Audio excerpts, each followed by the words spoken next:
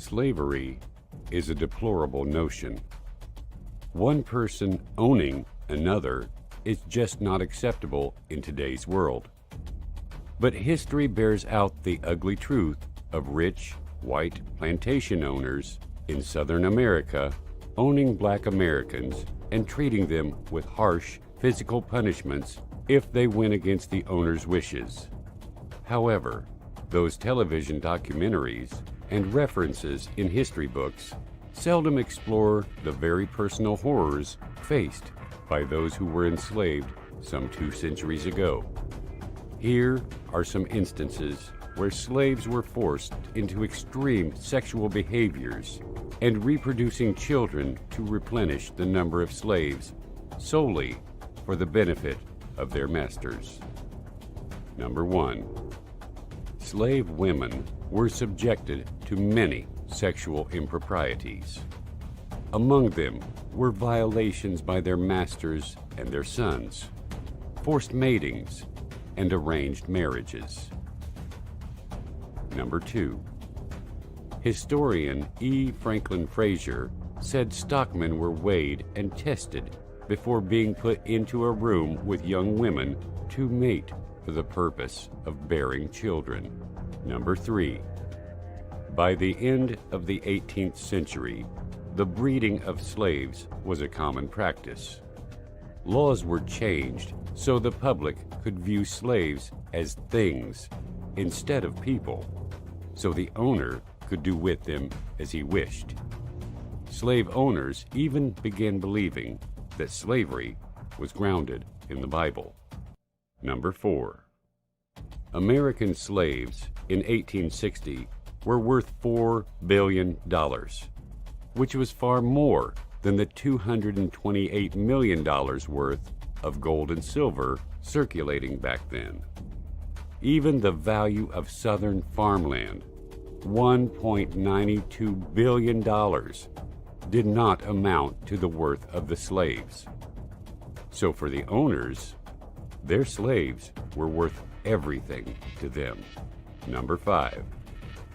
The mortality rate among slaves was very high, so their owners would often encourage or force them to have children. Even at the age of 13, females were expected to begin having children to replenish the slave stock. They were expected to have 4 or 5 children by the age of 20.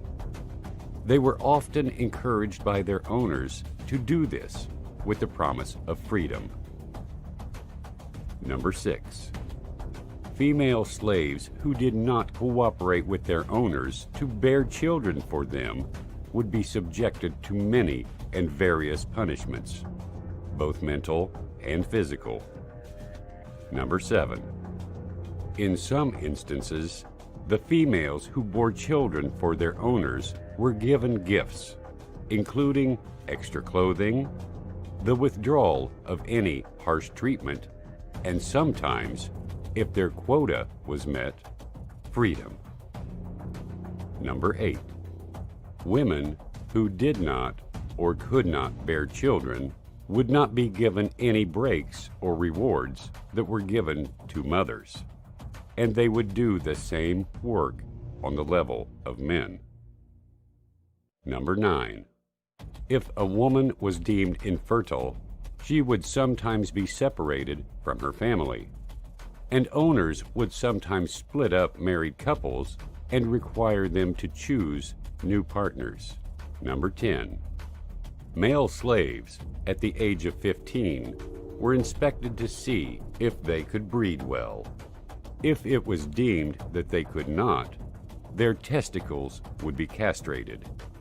Over the course of 5 years, each young male was expected to get at least 12 female slaves pregnant.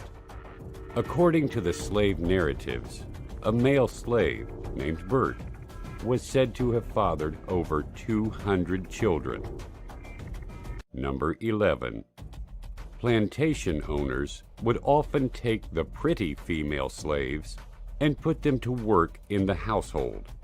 But if the owner showed affections or gave favors to the pretty girl, his wife would subject her to torture. If the pretty slave bore a child, the owner's wife would behead that child. Number 12. To provide entertainment for his friends, the plantation owner would sometimes arrange orgies among the male and female slaves. His friends would be allowed to join in them. Number 13. A slave wife could never be faithful to her husband, as most owners demanded she have affairs with other men, nor was she allowed to remain pure or virtuous. Number 14. Some male slaves were purchased by their owners solely by the size of their penis, and the black men were often raped by their gay slave owners. This process was called breaking the buck. And finally, number 15. Not all owners abandoned the children they fathered with female slaves. Some would provide them with education and money, and some owners even set free their mistresses and mixed-race children.